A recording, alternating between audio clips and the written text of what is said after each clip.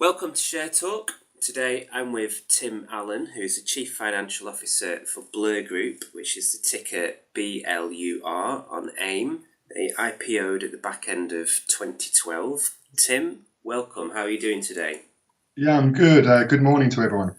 Very good. So I just wondered if we could kick off by you telling us a bit about what Blur Group do for investors who may not have researched into the company. Yeah, sure. Blur operates a unique combination of a supplier marketplace and a managed service offering that really supplies a complete indirect spend management platform. What does that mean? That means any corporation, any enterprise, any public sector body buying indirect goods and services, so whether it be marketing services, HR services, can come to Blur. We work with that company and we work to put that project or order onto our marketplace. The suppliers we have signed up to our marketplace bid for that project. So we have a real competitive pricing model there. And then our team at Blur will help you deliver that project to a successful outcome.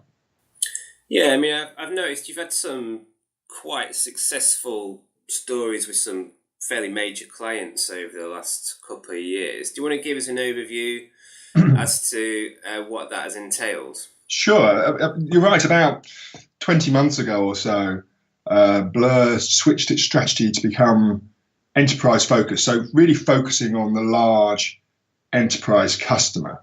And we've seen, particularly in the last few weeks, we announced that in our Q4 trading update that we had our first customer take up one of our group buyer plans. That's an annual subscription to our platform that allows that customer to spend up to $2 million through our platform in 1 year. So we're really pleased about that. And then the same customer we announced earlier this week that we're working to source and deliver a multi-year, multiple six-figure dollar program of records management and archiving services, which is a really key project for this top 100 UK law firm, a really critical part of their business that Blur is now helping them source more efficiently, more effectively, and more transparently. Yeah, I mean, that leads me on to one of the questions I had from a shareholder, actually, in terms of US dollars. And they were asking, why is it that Blur Group report in US dollars despite being based in the UK? Yeah, it's a question we often get, and yes, we are a UK company, but there's a component of our business that is US dollar based. We do trade in the US, we do have customers in the US, and so there's some logic there, and also in tech SaaS space, software as a service space that we sit in, it's not unusual for companies to report in dollars at all. So that's really the rationale behind that. Okay, so I mean, I've noticed you've had your quarterlies, your final quarterlies out recently for 2016. So will we be seeing the full published financial results for 2016 soon? Sure, yeah. We I think in last year we published in April our full annual report for 2015, and I think for 16 we're looking at a similar timetable. Okay. And what is the current cash position of the company? Yeah, sure. We're pretty transparent about our cash in so much as we report it on a quarterly basis through our trading updates to the market.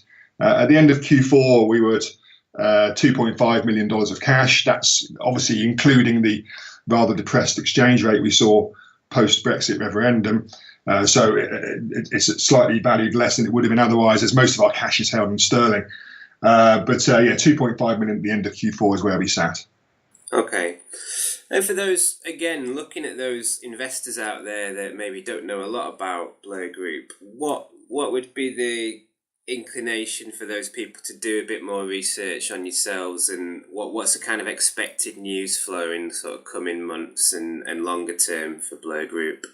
Sure. I think what we're seeing is that the wider corporate market is increasingly recognizing that indirect spend has been an area that's been undermanaged, under-resourced, under-scrutinized over the years. Direct spend's been heavily managed. Procurement teams are very focused on that. But the indirect spend piece has been really undermanaged over the years, and there's a high level of waste and inefficiency there. They're looking for an innovative tool and an innovative partner to work with to get that indirect spend under control. That's where Blur comes in. And right now we have a unique solution for that. And more of our customers are starting to recognize the value that Blur can bring when we can save, between 10 and 20% off the cost line there.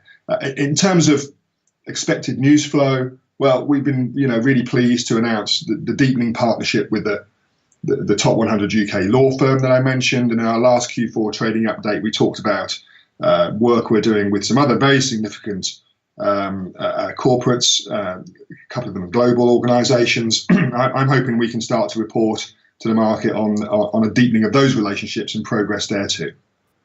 Okay, Tim, so thank you for that. We look forward to seeing some more news on Blur Group. Great, thanks very much for your time this morning. That was Tim Allen, Chief Financial Officer for Blur Group Plc, ticker BLUR on AIM.